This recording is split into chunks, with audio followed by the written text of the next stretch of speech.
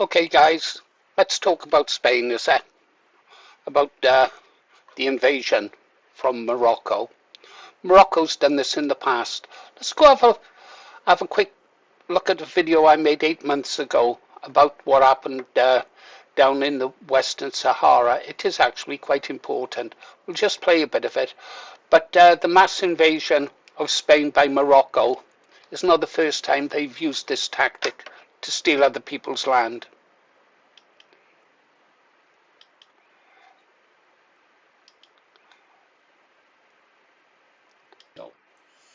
That's the resistance to the occupying forces. In 1991, a UN brokered ceasefire altered the fighting. It included a promise of a referendum on self-determination. Sounds fair to me. A vote to decide whether Western Sahara would become independent or formally join Morocco. Yeah, well, that sounds good. Put it to the people. That vote, though, was never happened. The main disagreement was simple but fundamental.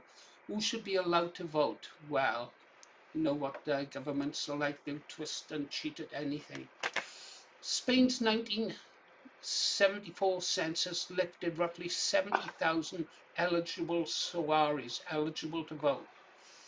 The Polisario, that's the resistance there, insists that only descendants of those people should participate in the referendum.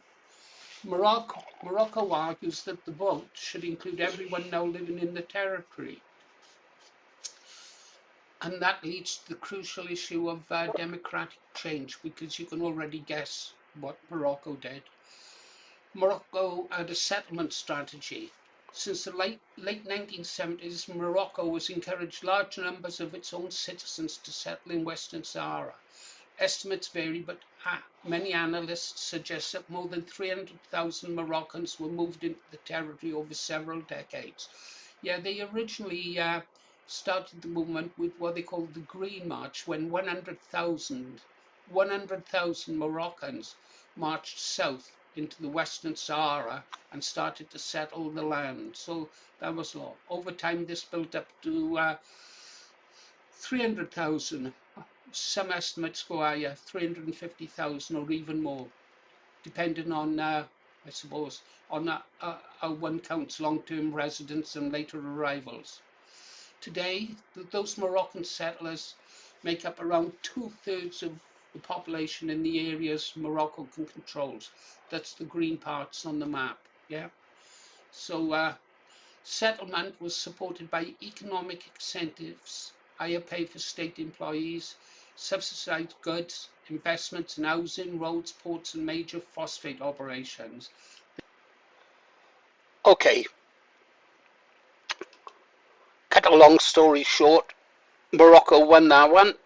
Uh, America and Israel, Western Sahara then started to, Morocco then started to build links with Israel, recognized the move of its capital to Jerusalem, and started to support it in world affairs. They also started to build up military links. All this happened with the assistance of America. And other people are talking about how Morocco is using the same tactics now against Spain that it did when it stole the land from the Sahrawi people in the Western Sahara. Let's go have a look at this one. And it officially became Spanish in 1640. So it's been European for 600 years. With that being said, Ceuta is not the only Spanish territory in Africa. There's also Melilla, with 90,000 inhabitants. It has been Spanish since its conquest in 1497. Can you imagine that? And then there's also other territories of the coast. Okay, now this bit. Of a long-lasting territorial dispute between Morocco and Spain. But of course, it would be too simple if it was just that. Now neighboring Algeria is also involved. The US is involved. And get this, here from April, how Israel can help Morocco reclaim its north. This is not a coincidence. The US and Israel are working together to punish Spain for supporting Palestine. First things first, where is Ceuta? It's a Spanish enclave inhabited by 80,000 people located at the north.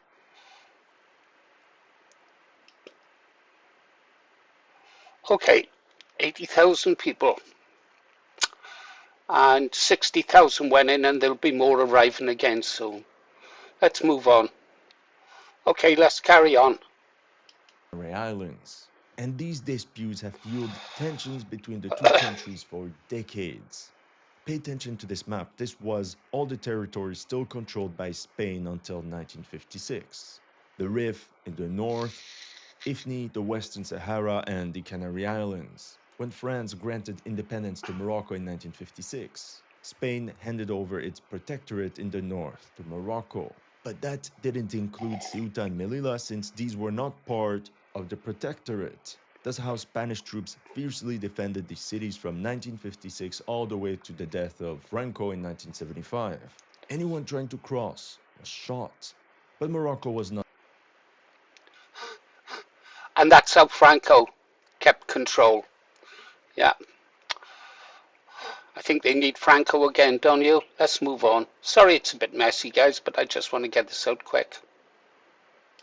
Done with its territorial expansion plans. Fighting erupted over Ifni in the south, and eventually Spain relinquished it in 1969. Then the King Hassan II of Morocco eyed the Spanish Sahara. Pay attention because what I'm about to tell you is very important. In November 1975, the king ordered 350,000 unarmed Moroccan civilians to cross over the border into the Sahara, carrying flags and copies of the Quran, an event known as the Green March. Although most of the civilians then crossed back into Morocco, the operation served its purpose. A couple days later, Spain agreed to withdraw from the region. Do you see where I'm getting at? Fast forward to modern times. The sequence of events is troubling. Since the war in Gaza, Spain's socialist government became increasingly hostile to Israel. It also refused to let US aircraft use its military bases and airspace for the campaign against Iran. The Spanish. They're members of NATO, but not very good members of NATO. They are not behaving nicely, but they will learn. Meanwhile, last April, this US congressional report stated the committee notes that the Spanish administered cities of Ceuta and Melilla are located on Moroccan territory and remain the subject of Morocco's long-standing claim. The committee supports efforts by the Secretary of State to encourage diplomatic engagement between Morocco and Spain on the future status of Ceuta and Melilla. If we read between the lines, it's clear that the US is supporting Morocco's claim. At the same time, the US and Morocco signed a new 10-year defense cooperation roadmap, which could potentially lead to the establishment of US bases. So we see closer and closer military cooperation between the US and Morocco. And Morocco also renamed its highway running through the Western Sahara in honor of Donald Trump.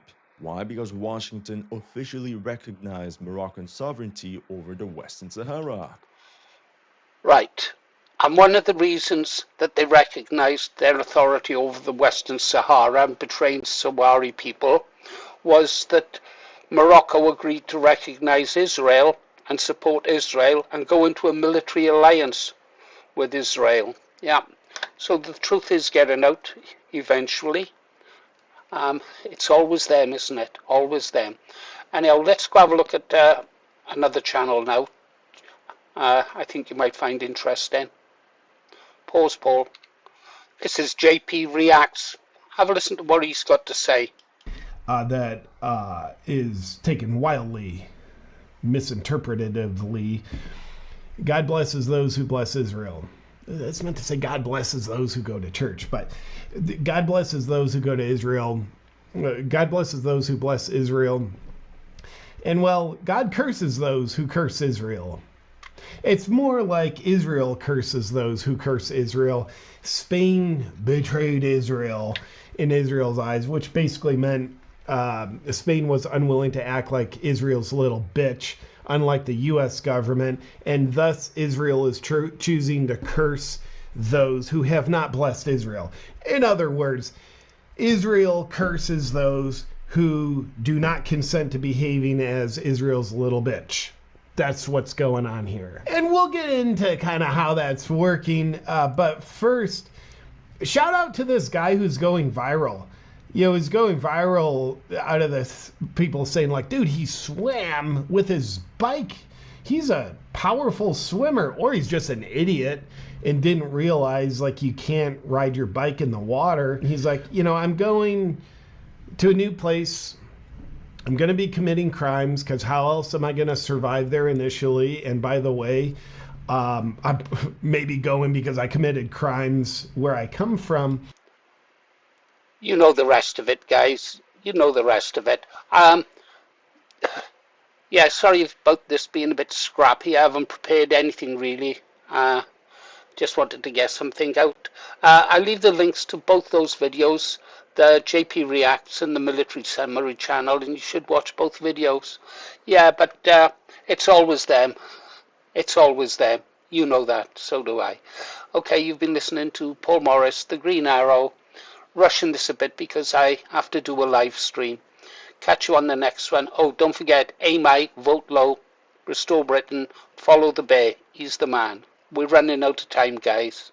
But never forget who's behind most of the bad things that happen in the world.